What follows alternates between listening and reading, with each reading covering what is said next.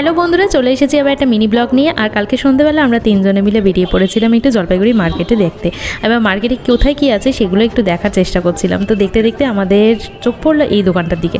আর এই দোকানটায় দেখলাম অসংখ্য ফটো বিক্রি হচ্ছে এবং এই দাদার কাছে চলে এলাম। যেটা আমাদের সব থেকে দরকার ছিল সেটা হচ্ছে এই রাধাকৃষ্ণের ফটোটা। তো উনি আমাদের অসংখ্য ছবি দেখিয়েছিলেন রাধাকৃষ্ণের, তো আমরা তার মধ্যে থেকে এই ফটোটাই বেছে নিয়েছিলাম। আর তারপর আমরা সেখান থেকে চলে গিয়েছিলাম জলপাইগুড়ি কদমতলা মার্কেটে, যে স্মার্ট বাজার আছে সেখানে। কারণ বুঝতেই পারছো নতুন জায়গায় এসেছি, তাই সংসারে তো অনেক কিছুই দরকার লাগে খুঁটিনাটি।